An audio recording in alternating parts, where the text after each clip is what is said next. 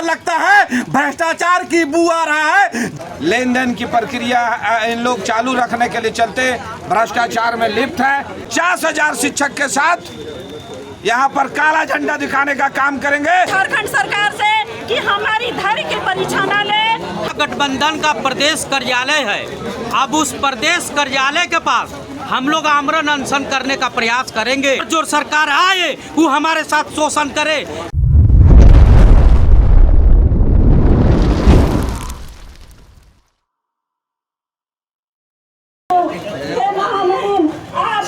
आप कब अपने झारखंडियों के लिए सोचेंगे, कब हम लोगों के लिए सोचेंगे। आप हमें इतने पैसा भी नहीं देते कि हम अपने बाल बच्चों को उच्च शिक्षा दे सके।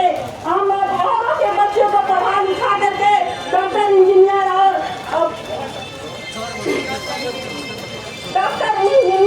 IAS बना दे रहे हैं, लेकिन अपने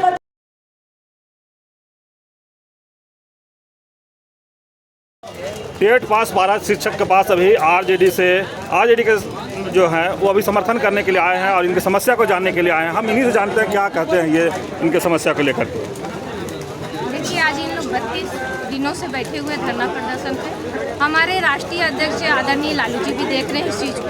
उन्होंने एक प्रतिनिधिमंडल के तौर पे हमें भेजा गया है और मैं राष्ट्रीय जनता दल प्रदेश महिला अध्यक्ष हूँ और झारखंड प्रदेश की।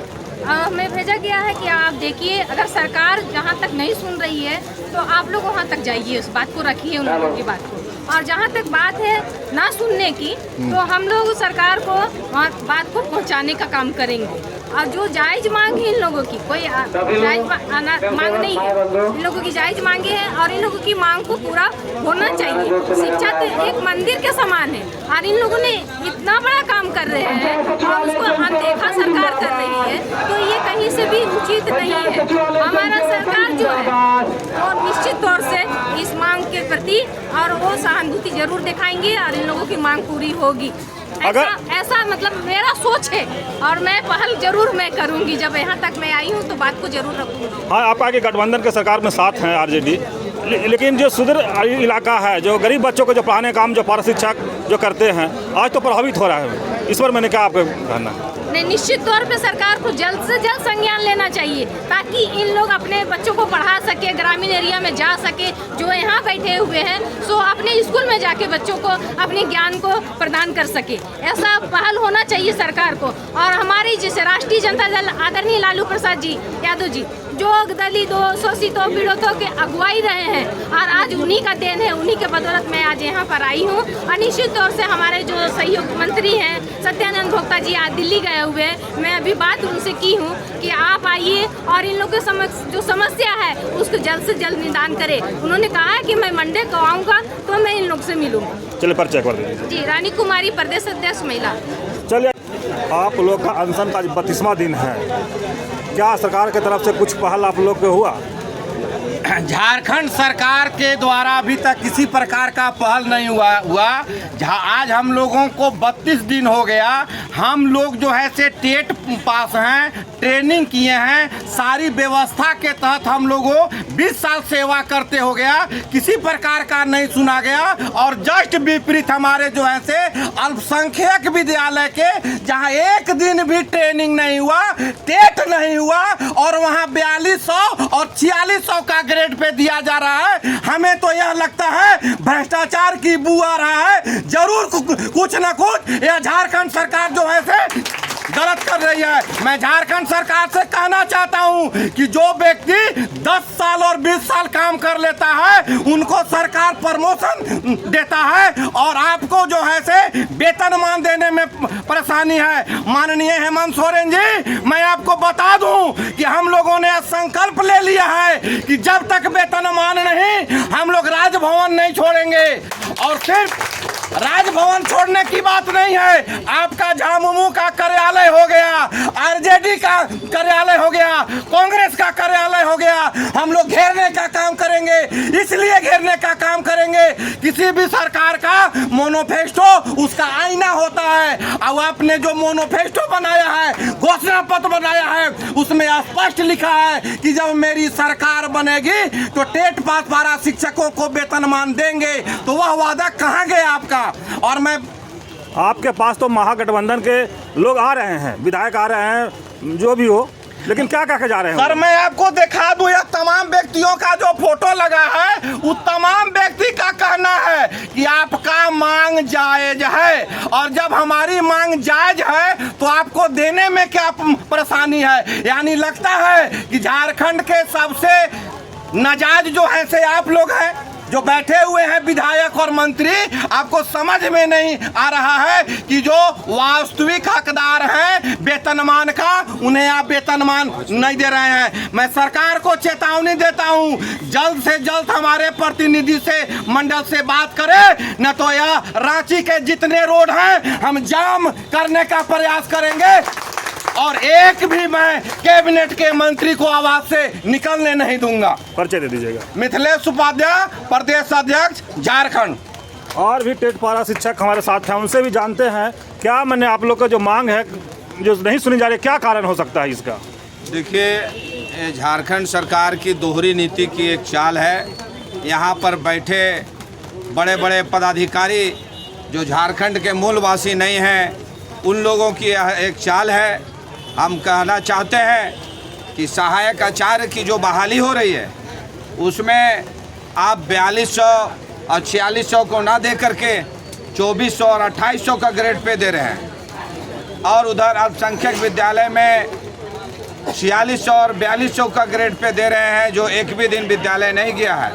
इसमें कहीं ना कहीं पदाधिकारी और सरकार का मिलीभगत है। लेन देन की प्रक्रिया इन लोग चालू रखने के लिए चलते भ्रष्टाचार में लिप्त है, इसलिए पारा शिक्षकों को वेतनमान नहीं देना चाह रहे हैं। लेकिन बता देना चाहते हैं कि वो हेमंत सोरेन जी, हम लोग डबल इंजन की सरकार जो रघुवर दास और मोदी जी की थी, उनको गिराने में देरी नहीं लगी, तो सिंगल इंजन की सरकार जो गठबंधन की है उनको गिराने में देरी नहीं लगेगी।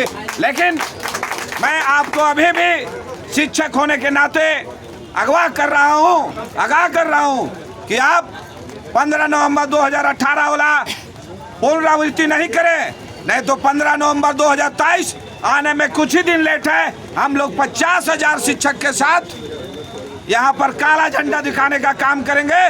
तत्पश्चात हम लोग आत्मदाह करेंगे, जो पूरे झारखंड के लोग आएंगे और राज्यपाल हाउस के यहाँ हम लोग आत्मदाह करेंगे, जिसकी सारी जवाबदेही झारखंड सरकार की होगी। परिचय दे दीजिए। संजय मेहता, प्रदेश समन्वय समिति सदस्य, झारखंड। अभी आप देख रहे हैं कि जो शिक्षक हैं वो अपना बात को रखे, एक महिला भी है, अध्यापिका पारा शिक्षक जो हैं वो भी हैं मेरे साथ। लेकिन हम ये कहना चाहते हैं कि एक महिला होते हुए ये पानी में अनशन पर डटे हुए हैं, हम नहीं जानते हैं क्या इनको कुछ क्या परेशानी हो रहा है यहाँ पर। सर, हम लोग के साथ तो परेशानी ही परेशानी है। आज हम लोग 20 वर्षों से सेवा दे रहे हैं और इसी स्कूल में पढ़ा रहे हैं, जहां हमारे सरकारी शिक्षक 60,000 और 70,000 वेतन उठाते हैं, और हमें 20,000 21,000 रुपया दिया जाता है, जो हमारे बाल बच्चों को भरण पोषण के उतना भी नहीं है। और हम जो है सो उनके समान योग्यता रखते हैं, हम उनके समान अर्हताधारी हैं, और हमारे पास 20 वर्षों का अनुभव है। फिर भी ये सरकार और ये पदाधिकारी कहते हैं कि हम जो है सो क्वालिटी वाले टीचर को भर्ती करेंगे, तो हम बिना क्वालिटी के ही क्या टेट पास कर गए। हम लोग टेट पास करके अपने पिछले 2012 में जो टेट पास किए उन्हीं को नौकरी दिए, हम भी अब टेट पास कर गए हैं, और हमको आप कह रहे हैं कि उसमें और क्वालिटी चाहिए। अगर आप गुणवत्तापूर्ण शिक्षा व्यवस्था के लिए हम ये प्रयास कर रहे हैं, ये पदाधिकारियों का कहना है। अगर सच में पदाधिकारियों और हमारी सरकार को चिंता होती कि हमारे बच्चे को गुणवत्तापूर्ण शिक्षा मिले, तो आज हमारे आधे से अधिक स्कूलों में एक टीचर नहीं होते। आप बताइए, 1 से लेकर 8 तक की विद्यालय है, उसमें एक शिक्षक है, वो कैसे पढ़ाएगा, वो किस तरह से बच्चों को शिक्षा देगा, कैसे गुणवत्तापूर्ण शिक्षा देगा। फिर भी हम लोग सुंदूर गांव में शिक्षा देने का काम कर रहे हैं, और हमारी सरकार जो है सो हम ही को शोषण कर रही है।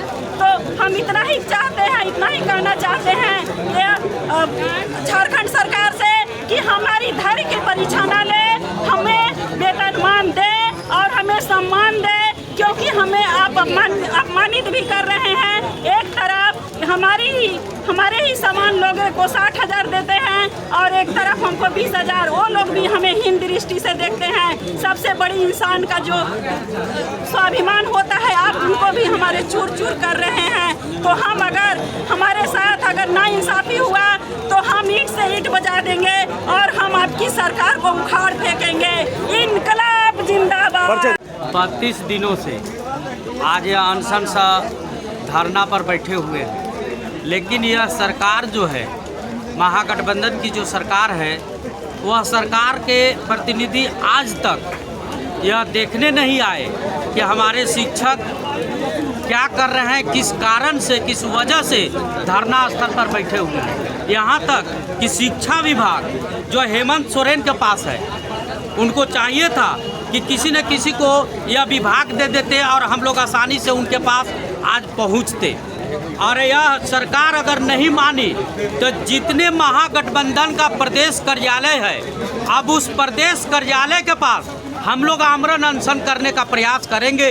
और अभी हम लोग छोड़े हुए हैं, नैतिकता के आधार पर हम लोग सोच रहे हैं कि सरकार को सैद्धांतिक रूप से चेतावनी देते हुए कान में पहुंचाने का काम कर रहे हैं। लेकिन कौन सी सरकार है? यह हिटलर शाही से भी ज़्यादा सरकार है, जिसके कान में 32 दिनों तक आवाज़ लगा रहे हैं और यह कुंभकर्णी नींद में सोई हुई है। यह सरकार जब सत्ता से बाहर रहती है, सत्ता से जब बाहर थी तो हमेशा हर चौक चौराहे में चिल्लाती थी कि पारा शिक्षकों को भूखे छोड़ा जा रहा है, मारा पीटा जा रहा है, इनको वेतनमान कह के नहीं दिया जा रहा है। और आज यह जब सरकार यह कह करके सत्ता में जब आ गई तो हम लोग का जो है सारी कहानी को भूल गई, सारी जो कही थी, जो वादा की थी, वो वादा को भूल गई।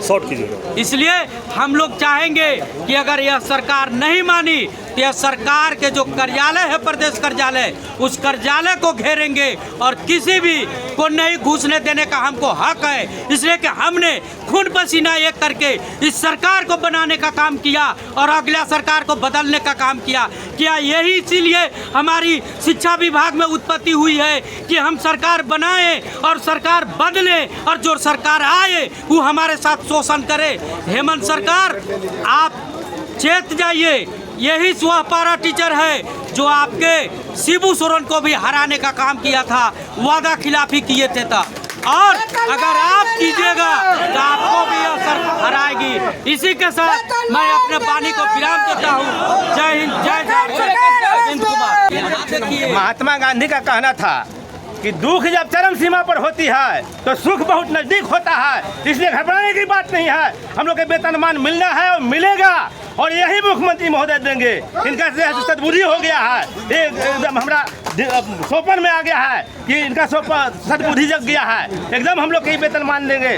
दुख जब चरम सीमा पर होती है तो सुख बहुत नजदीक होता है। यह महात्मा गांधी की उक्ति है, कोई साधारण आदमी की उक्ति नहीं है। इसलिए हम लोग का वेतनमान मिलेगा तो मिलेगा।